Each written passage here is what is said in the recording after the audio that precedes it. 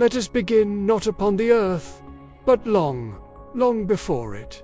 In fact, to understand our little blue world, we must first step into a universe that had already been around for nearly 10 billion years before Earth ever existed.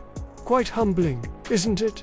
We humans do love to think we're the main act, but truthfully, we arrived fashionably late to the cosmic party. Back then, the universe was a place bursting with activity.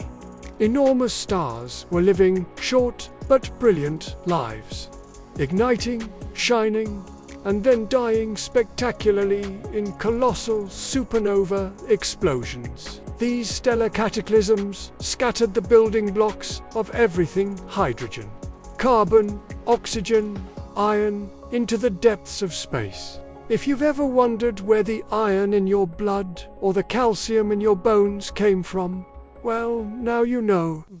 You are, quite literally, recycled star material. Now picture a giant cloud, a truly gargantuan cloud drifting lazily through our Milky Way. This wasn't your everyday fluff floating across a summer sky. This was a nebula, stretching light years in every direction, a swirling mix of gas, dust, and the ashes of long-dead stars. One small region of that cloud, just a smidge denser than the rest, began to tip the cosmic scales. Gravity, that endlessly patient sculptor, took an interest.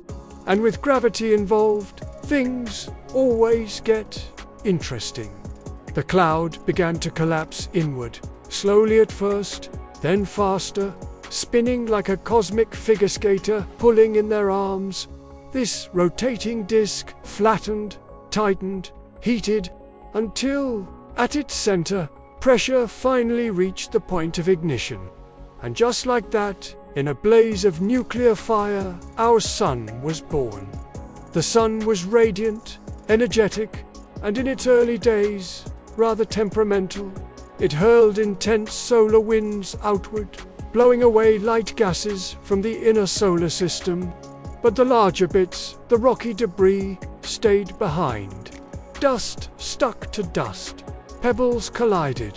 Boulders shattered and reformed. Imagine billions of fragments crashing together every moment.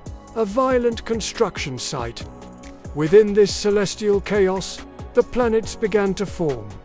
Mercury, Venus, Mars, and one particular world that would eventually become the stage for all our stories.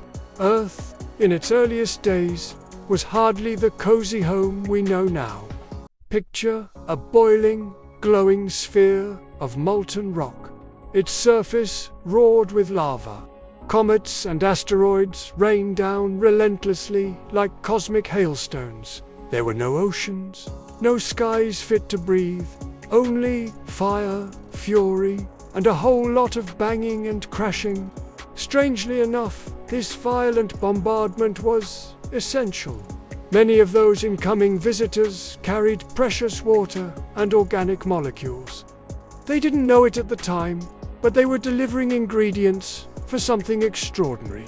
Slowly, and I do mean slowly, Earth began to cool.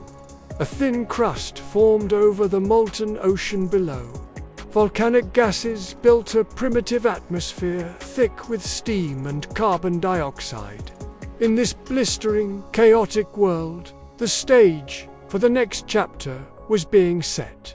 As steam finally condensed into clouds, rain began to fall, and fall, and fall. Imagine rainfall lasting millions of years. Great basins filled, oceans formed, lightning crackled across a dark sky, stirring the chemical broth below. And beneath those stormy young skies, something astonishing was about to happen. Maybe near a volcanic vent, or in a sunlit shallow pool, simple molecules started interacting in complex, surprising ways. They joined, separated, rearranged, made mistakes, and tried again. Until, eventually, one of them copied itself. Isn't that just poetic? life's very first party trick was all about mirroring itself, like a playful game of follow the leader. It wasn't glamorous, it certainly wasn't cute, but it worked. And from that tiny, persistent spark of self-replication, life began. For more than 1 billion years, the world belonged exclusively to microbes. These were invisible, simple organisms, but they were astonishingly influential. One group in particular, the cyanobacteria, discovered a rather clever way to make a living. They used sunlight to split water, freeing oxygen as a waste product. Now, oxygen is marvelous for us, but back then, it was utterly disruptive. It changed everything.